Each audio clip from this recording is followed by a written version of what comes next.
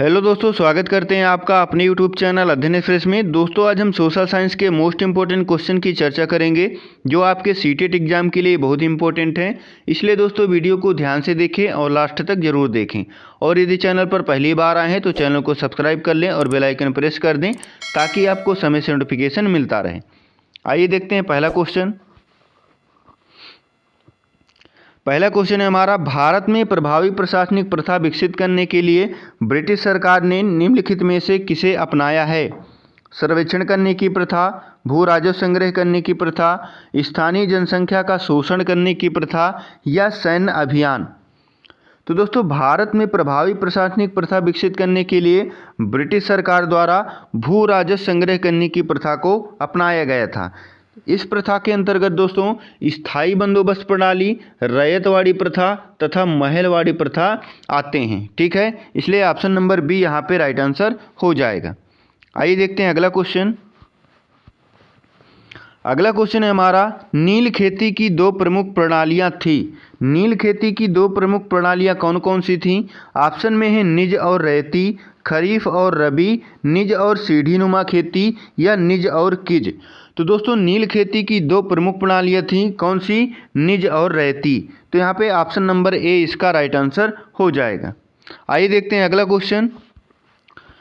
Question है हमारा, NCERT की सामाजिक और राजनीतिक जीवन पाठ्य पुस्तकों का उपागम है। यहाँ पे दोस्तों उपागम पूछ रहा है। ऑप्शन देखेंगे, पाठ की तथ्यात्मक विषय वस्तु पर शिक्षार्थियों को ध्यान आकर्षित करना, अवधारणाओं का उपसंहार करने के लिए परिभाषाओं का प्रयोग करना, या अवधारणाओं को स्पष्ट करने के लिए केस अध्ययनों और कथाओं का प्रयोग करना, या फिर शिक्षार्थी को प्रश्न का एक सही उत्तर देना।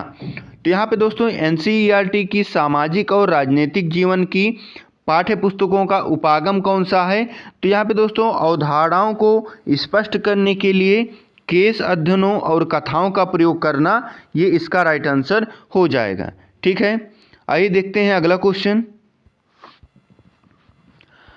क्वेश्चन है हमारा यहाँ पे, सामाजिक विज्ञान में निदानात्मक परीक्षण शिक्षक को क्या समझने में सहायता करेगा? तो यहाँ पे दोस्तों सामाजिक विज्ञान में निदानात्मक परीक्षण की बात कर रहा है। ऑप्शन देखेंगे, सामाजिक विज्ञान में विद्यार्थी सीखने संबंधी किन कठिनाइयों का सामना कर रहा है। दूसरा है, पुनरावृत्ति किस प्रकार विद्यार्थी की सहायता करती है, उसके विद्यार्थी कितने बुद्धिमान हैं, या प्रकरण का वह हिस्सा जिसे विद्यार्थी ने कंठस्थ नहीं किया है। तो यहाँ पे दोस्तों निदानात्मक परीक्षण शिक्षक को क्या समझने में सहायता करेगा? तो दोस्तों निदानात्मक परीक्षण एक प्रकार का मूल्यांकन होता है। क्या होता है? एक प्रकार का मूल्यांकन होता है जो समस्या के समाधान के लिए प्रयोग किया जाता है। ठीक है, यदि कोई बालक शारीरिक या मानसिक रूप से अस्वस्थ है तो उसके लिए यह परीक्षण बहुत ही कारगर होता है। ठीक है, सामाजिक विज्ञान में इस परीक्षण का प्रयोग करके शिक्षक यह जान सकते हैं कि अधिगम प्रक्रिया में किस प्रकार की समस्या का सामना कर रहा है। ठीक है, इसलिए दोस्तों यहाँ पे option number A right answer हो जाएगा। ठीक है, आइए देखते हैं अगला क्वेश्चन है हमारा, खनन को प्राथमिक क्रियाकलाप क्यों कहा जाता है? यहाँ पे दोस्तों खनन को प्राथमिक क्रियाकलाप क्यों कहा जाता है? ऑप्शन में है, यह मानवीय क्रियाकलापों के सबसे आरंभिक रूपों में से एक है, या इससे सरकार को बहुत अधिक धन मिलता है, या फिर यह कर्मचारियों की सबसे अधिक नियुक्ति करने वाला है, या इसमें भूमि के प्राकृतिक संसाधनों से उत्पादन शामिल है। तो दोस्तों खनन को प्राथमिक क्रियाकलाप में क्यों कहा जाता है? यह दोस्तों खनन को अर्थव्यवस्था के क्षेत्र में प्राथमिक क्षेत्र में माना जाता है क्योंकि दोस्तों इसमें भूमि के प्राकृतिक संसाधनों का उत्पादन शामिल होता है। इसलिए यहाँ पे option number D right answer हो जाएगा। ठीक है, इसमें भूमि के प्राकृतिक संसाधनों से उत्पादन शामिल होता है। आइए देखते हैं अगला क्वेश्चन है हमारा, निम्नलिखित में से कौन सा खनिज नहीं है? यहाँ पे दोस्तों खनिज नहीं पूछ रहा था। ऑप्शन में है, भोजन पकाने में इस्तेमाल होने वाला नमक, गहनों में प्रयुक्त सोना और चांदी, शोधन के लिए प्रयुक्त अभ्रक, पेंसिल में विद्यमान ग्रेफाइट। तो यहाँ पे दोस्तों खनिज नहीं पूछ रहा है, तो ध्यान दीजिएगा भोजन में इस्तेमाल होने वाला नमक खनिज नहीं होता है। ठीक है, क्योंकि दोस्तों भूगर्भ से प्राप्त होने वाले विशिष्ट रासायनिक यौगिक खनिज कहलाते हैं। ठीक है, और यहाँ पे दोस्तों नमक खनिज नहीं है क्योंकि इसे भूगर्भ से प्राप्त नहीं किया जाता। ठीक है, बल्कि किससे प्राप्त किया जाता है, तो यह दोस्तों समुद्र से प्राप्त किया जाता है। ठीक है, कहाँ से? समुद्र से प्राप्त किया जाता है, इसलिए ऑप्शन नंबर ए इसका राइट आंसर हो जाएगा। आइए देखते हैं अगला क्वेश्चन। अगला क्वेश्चन है हमारा, निम्नलिखित में से कौन सा सामाजिक विज्ञान अनुदेशात्मक प्रक्रिया का हिस्सा नहीं होना चाहिए? तो यहाँ पे दोस्तों नहीं होना चाहिए कह रहा है। ऑप्शन देखेंगे, तथ्यों का श्रुतलेख, प्रतिपुष्टि तंत्र, क्रियान्वयन या योजना। तो यहाँ पे दोस्तों तथ्यों का श्रुत लेखन सामाजिक विज्ञान अनुदेशात्मक प्रक्रिया का हिस्सा नहीं होता है, बल्कि दोस्तों यह भाषा शिक्षा के लिए महत्वपूर्ण होता है। किसके लिए? भाषा शिक्षा के लिए महत्वपूर्ण होता है, इसलिए यहाँ पे राइट आंसर हो जाएगा ऑप्शन नंबर ए, यानी तथ्यों का श्रुतलेख यह अनुदेशात्मक प्रक्रिया का हिस्सा नहीं होता है। ठीक है, अगला क्वेश्चन है दोस्तों, इनमें से कौन से प्रश्न विद्यार्थियों के आलोचनात्मक चिंतन को विकसित नहीं करेंगे? यहाँ पे आलोचनात्मक चिंतन की बात कर रहा है दोस्तों, कौन नहीं विकसित करेगा? मुक्त उत्तर वाले प्रश्न, अन्वेषणात्मक प्रश्न, अभिसारी प्रश्न या बंद उत्तर वाले प्रश्न। तो यहाँ पे दोस्तों आलोचनात्मक चिंतन को विकसित नहीं करेंगे, तो कौन नहीं विकसित करेंगे? तो यहाँ पे दोस्तों बंद उत्तर वाले प्रश्न जो होते हैं, तो इससे विद्यार्थियों में आलोचनात्मक चिंतन विकसित नहीं हो पाएगा। ठीक है, इसलिए राइट आंसर हो जाएगा option number D. Option number D यहाँ पे राइट आंसर हो जाएगा। अगला क्वेश्चन है हमारा, निम्नलिखित में से कौन सी स्थल मंडल की विशेषता नहीं है? स्थलाकृतियाँ महासागर की सतह पर भी पाई जाती हैं, इस मंडल में खनिज संपदा भी पाई जाती हैं, पहाड़, पठार और घाटियाँ मिलकर स्थल मंडल का निर्माण करती हैं, पृथ्वी का 97% जल स्थल मंडल में पाया जाता है। तो यहाँ पे दोस्तों स्थल मंडल की विशेषता नहीं है कह रहा है, तो यहाँ पे दोस्तों पृथ्वी का 97% जल स्थल मंडल में पाया जाता है, यह विशेषता नहीं है। ठीक है, इसलिए option number D right answer हो जाएगा, क्योंकि दोस्तों पृथ्वी पर जल एवं थल दोनों स्थित हैं, जिसमें जलमंडल लगभग 71% और दोस्तों स्थल मंडल कितना है? 29%। ठीक है, इसलिए यहाँ पे option number D right answer हो जाएगा। आइए देखते हैं अगला क्वेश्चन। अगला क्वेश्चन है हमारा, महासागर का जल तालाब और झील के शांत जल के विपरीत लगातार गतिमान रहता है, निम्नलिखित में से कौन सा जल का प्रवाह गति नहीं है?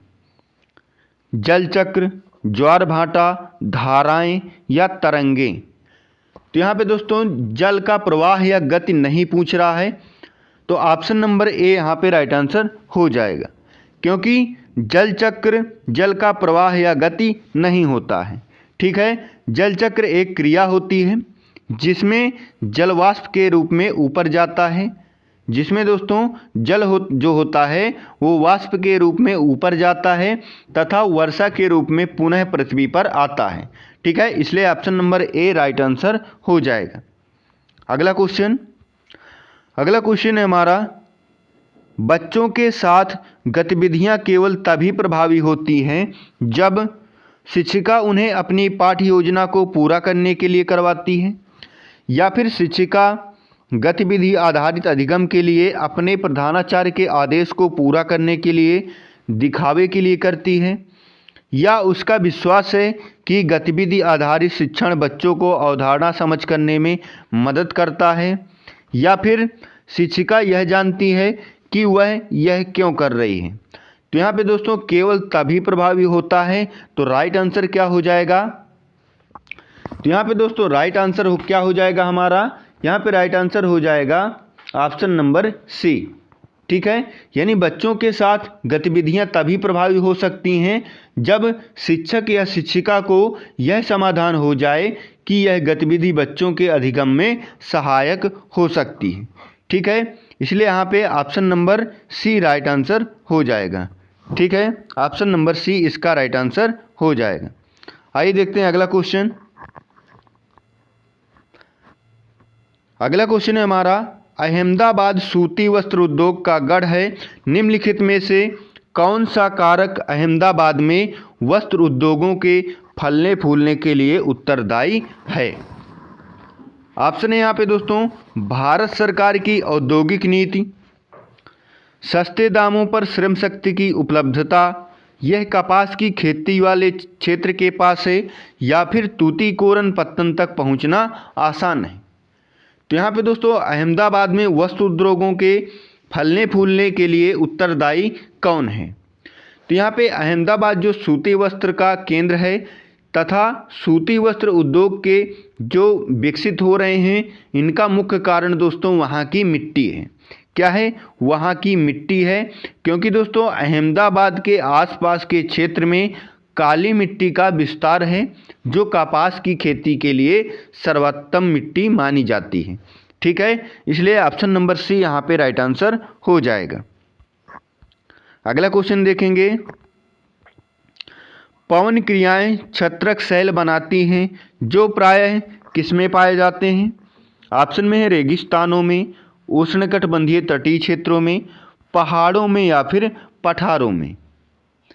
तो दोस्तों यहाँ पे राइट आंसर क्या हो जाएगा? राइट आंसर हो जाएगा ऑप्शन नंबर ए, यानी रेगिस्तानों में। ठीक है, जो पवन क्रियाएं होती हैं तो यह अपर्दन के कारण रेगिस्तान क्षेत्रों में छत्रक शैल का निर्माण करती हैं। किसका निर्माण करती हैं? छत्रक शैल का निर्माण करती हैं। यह दोस्तों छाता के आकार का होता है। ठीक है, आइए देखते हैं अगला क्वेश्चन। अगला क्वेश्चन है हमारा, 1720 में ब्रिटिश सरकार ने किसके लिए कैलिको अधिनियम पारित किया था? ऑप्शन में है इंग्लैंड में कैलिको सूती कपड़ा उद्योग को बढ़ावा देने के लिए, या इंग्लैंड में कैलिको यानी सूती कपड़ों का उत्पादन करने के लिए, या फिर इंग्लैंड में छापेदार या सूती वस्त्रों के छींट के उपयोग पर पाबंदी लगाने के लिए, या कालीकट के विद्रोहियों को दंड देने के लिए। तो दोस्तों कैलिको अधिनियम कब पारित किया गया था? 1720 में। लेकिन किस लिए किया गया था? तो दोस्तों इंग्लैंड में भारतीय छापेदार सूती कपड़ों के छींट पे उपयोग पर दोस्तों पाबंदी लगाने के लिए। किस लिए? सूती कपड़ों के छींट के उपयोग पर पाबंदी लगाने के लिए यह अधिनियम पारित किया गया था। ठीक है, इसलिए option number C right answer हो जाएगा।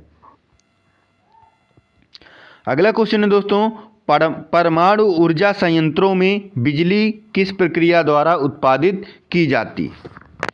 जो दोस्तों परमाणु ऊर्जा संयंत्र होते हैं उनमें बिजली की किस प्रक्रिया द्वारा उत्पादन किया जाता है?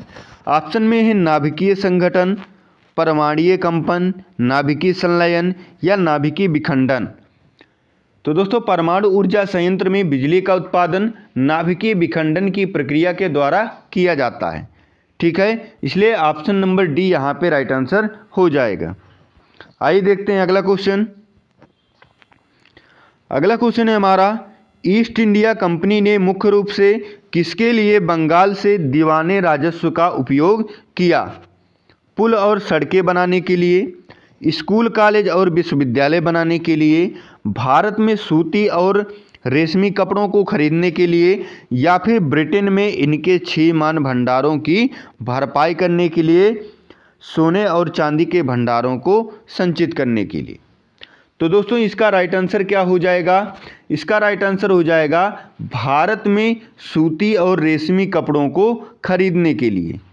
ठीक है, इसलिए ऑप्शन नंबर सी यहाँ पे राइट आंसर हो जाएगा, क्योंकि दोस्तों ईस्ट इंडिया कंपनी मुख्य रूप से भारत में सूती एवं रेशमी कपड़ों को खरीदने के लिए बंगाल से दीवानी राजस्व का प्रयोग किया था। ठीक है, option number C right answer हो जाएगा। अगला क्वेश्चन है हमारा, निम्नलिखित में से किस सुल्तान ने अनाज को शहर के बाजारों में भेजने के लिए बंजारों का प्रयोग किया था। तो दोस्तों किस सुल्तान ने अनाज को शहर से बाज़ारों में भेजने के लिए बंजारों का प्रयोग किया था? तो यह दोस्तों अलाउद्दीन खिलजी ने ऐसा किया था। किसने? अलाउद्दीन खिलजी ने अनाज को शहर में पहुंचाने के लिए बंजारों का प्रयोग किया था। ठीक है, और ध्यान दीजिएगा बाजार नियंत्रण प्रणाली का प्रयोग किसने किया था? तो दोस्तों अलाउद्दीन खिलजी। ठीक है, आइए देखते हैं अगला क्वेश्चन। अगला क्वेश्चन है हमारा, बिदरी क्या था? दोस्तों बिदरी के बारे में पूछ रहा है। बिदरी है क्या? ऑप्शन में ही बिदर में उत्पादित सूती कपड़े का एक प्रकार है, या फिर बिदर में उत्पादित तांबे के बर्तनों का एक प्रकार है, या फिर बिदर के दस्तकारों द्वारा तांबे और चांदी में किया गया जड़ाऊ काम, या बिदर में उत्पादित रेशमी कपड़े का एक प्रकार है। तो दोस्तों बिदरी क्या था? तो बिदरी दक्षिण भारतीय बिदर के दस्तकारों द्वारा तांबे तथा चांदी में की जाने वाली दस्तकारी को बिदरी कहा जाता था। ठीक है, इसलिए ऑप्शन नंबर सी यहाँ पे राइट आंसर हो जाएगा। ठीक है, ऑप्शन नंबर सी। आइए देखते हैं अगला क्वेश्चन। अगला क्वेश्चन है, पियतारा या ड्यूरा क्या था? यूनानी देवता, धात्विकी तकनीकी, या भवनों को सजाने की शैली, या उत्तराधिकारी की भूमिका? तो दोस्तों पियतारा ड्यूरा क्या था? तो यह भवनों को सजाने की एक शैली थी। ठीक है, क्या थी दोस्तों? भवनों को यानी मकानों को सजाने की एक प्रकार की शैली थी। इसे दोस्तों दक्षिण एशिया में प्राचीन कैरी के नाम से भी जाना जाता है। किस नाम से? कैरी के नाम से भी जाना जाता है। ठीक है, जो दोस्तों पत्थरों पर नक्काशी करने से संबंधित था। ठीक है, ध्यान दीजिएगा इम्पोर्टेंट पॉइंट है एक, भारत में दोस्तों पियतारा या ड्यूरा का प्रथम प्रयोग एतमादुद्दौला के मकबरे में किया गया था। ठीक है, ध्यान दीजिएगा। लास्ट है दोस्तों आज का लास्ट क्वेश्चन, ब्रिटिश सरकार द्वारा सन 1857 में निम्नलिखित में से कौन से 3 विश्वविद्यालय स्थापित किए गए थे? तो दोस्तों ब्रिटिश सरकार द्वारा सन 1857 में लंदन के आधार पर भारत में 3 विश्वविद्यालय की स्थापना की गई थी। कौन कौन से? कलकत्ता, मद्रास और बम्बई, ये दोस्तों मुंबई। ऑप्शन नंबर सी यहाँ पे राइट आंसर हो जाएगा। ठीक है, ऑप्शन नंबर सी। तो दोस्तों आज का वीडियो कैसा लगा? यदि अच्छा लगा हो तो लाइक और शेयर करना ना भूलें, और यदि चैनल पर पहली बार आए हैं तो चैनल को सब्सक्राइब कर लें और बेल आइकन प्रेस कर दें, ताकि आपको समय से नोटिफिकेशन मिलता रहे और आपको ऐसी ही वीडियो प्राप्त होती रहे। मिलेंगे दोस्तों अगले वीडियो में। जय हिंद, जय भारत।